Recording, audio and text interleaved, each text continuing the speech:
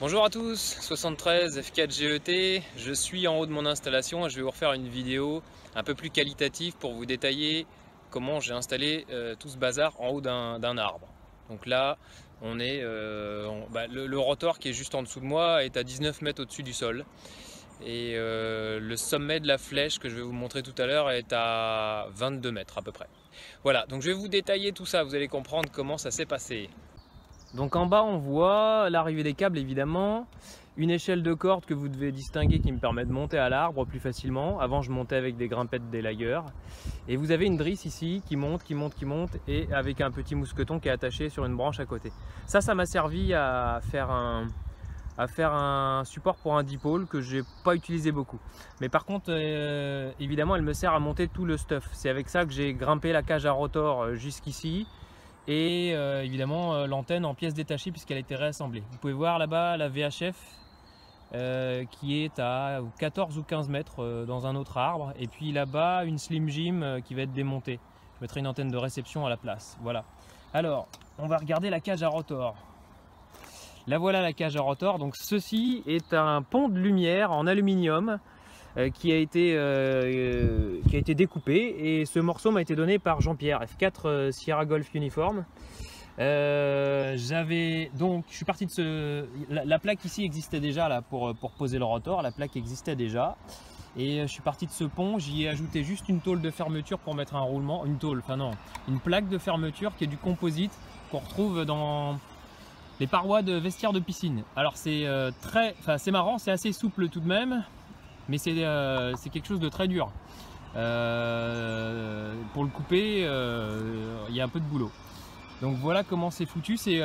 Donc ça a été, là j'ai taraudé 2 points à chaque fois sur chaque pointe du triangle, et j'ai monté de la visserie inox au frein filet. Donc ça maintient la plaque. Sur la plaque vous trouvez un roulement de tête de mât. Ici c'est une pomme d'arrosoir que j'ai découpé pour faire une protection du roulement, et là j'ai juste mis un peu de scotch de spectacle, du gaffeur tout simplement, pas plus. Un roulement en tête de mât, le même petit frère qu'on retrouve sous la plaque. Ça permet de prendre le tube sur au total à peu près 11 cm entre le haut et le bas, ce qui répartit pas mal la charge. Et puis après on arrive directement sur le rotor qui est un petit KR400 pardon, Ken Pro ou Yazoo, enfin c'est la même chose. Voilà comment est fabriquée la cage. Elle est montée donc par la poulie avec le rotor dedans, tout la totale. Ça a été un peu dur, ça faisait du poids, mais je suis arrivé à monter ça. Vous pouvez constater que la cage en fait est ajourée sur un des côtés puisque c'est un pont de lumière. Et ça m'a permis du coup d'aller l'encastrer complètement autour du tronc. Ça c'est pas mal. Du coup elle est extrêmement bien maintenue. Il y a juste un point de contact ici avec la traverse qu'on voit là. Mais en bas c'est complètement ajouré et ça repose après sur... sur le bout là-bas, là. Voilà, ça repose là. Vous pouvez constater qu'elle est maintenue avec une sangle premièrement, et deuxièmement un feuillard en acier de 35 qui est doublé. J'ai utilisé des sangles au tout début juste pour poser la cage correctement. Donc une ici, une autre en tête au niveau du rotor, et une ici, et une autre là-bas qui me permettent juste de vérifier que de gagner un petit peu sur le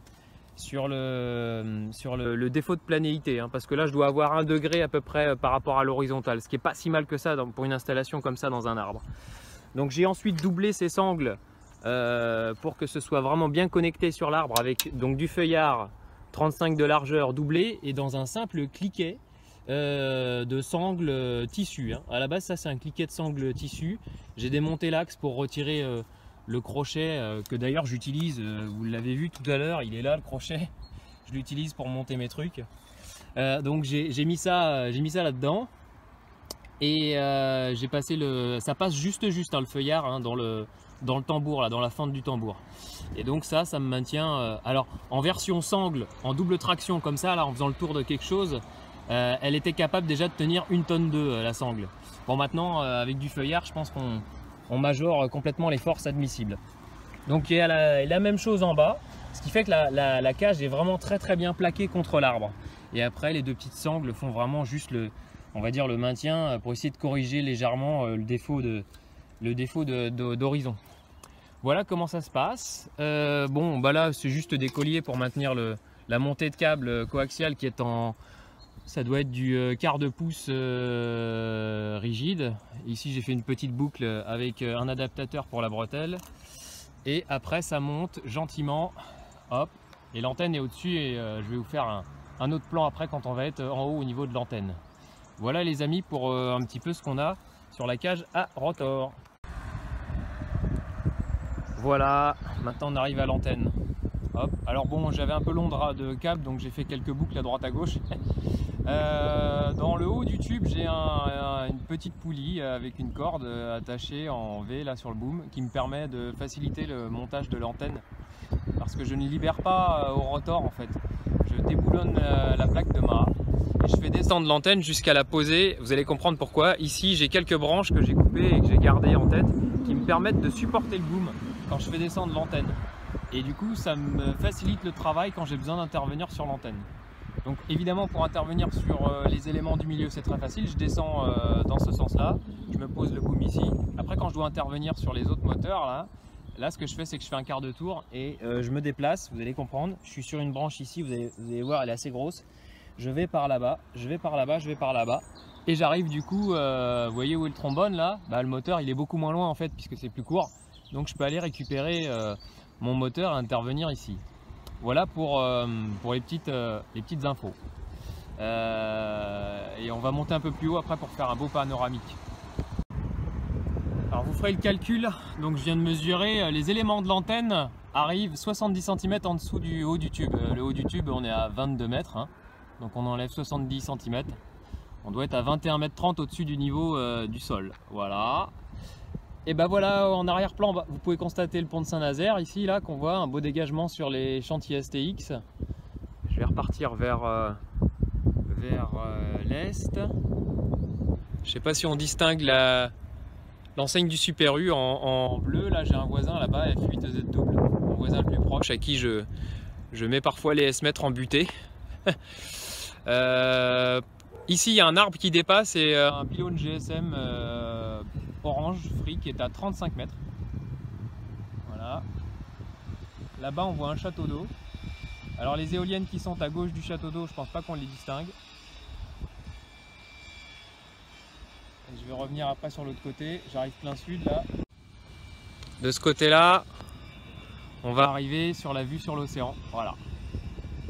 Et on revient sur la pointe de la ville de Saint-Nazaire, Saint-Marc-sur-Mer. Voilà un petit peu le dégagement que ça représente. Alors, on doit voir au bout du trombone, je ne sais pas si on le distingue vraiment bien, au bout du trombone, sur la gauche, on voit un bambou qui maintient ma Delta Loop pour le 80 mètres. Delta Loop qui n'est pas encore à sa hauteur maximale, ça va être amélioré un peu. Et elle passe en dessous de nous, mais j'aurai du mal à vous la montrer. On va voir ici un autre arbre. Ouais, je sais pas, on voit pas forcément bien. Peut-être que vous distinguez légèrement le passage du fil de la Delta Loop. Ici, là, au milieu de l'image. Vous voyez le conteneur poubelle en arrière-plan chez mon voisin. Et vous remontez, il y a un arbre, et puis dans l'arbre, vous trouvez un petit bambou qui dépasse légèrement, qui est trop court, celui-là doit être changé aussi. Voilà. Bon, on est arrivé au bout du bout. Alors mon repère pour trouver le nord va être simple.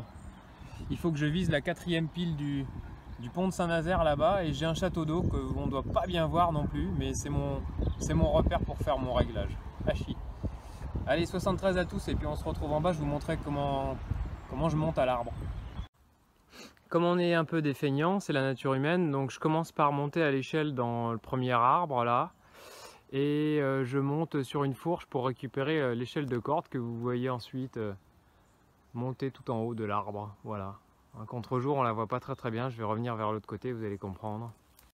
Donc je disais, ouais, je pourrais partir du bas, mais pour me faciliter à la tâche, en fait, je vais en général à la fourche qui est là, et je récupère ce barreau-là de l'échelle. C'est beaucoup plus simple que de partir d'en bas, enfin ça fait un peu de gain de temps. En grosso modo, il me faut un quart d'heure en prenant le temps pour arriver jusqu'en haut là. Donc c'est attaché un peu en dessous de la cage à rotor. Mais après j'ai des branches partout pour me récupérer, c'est plus simple.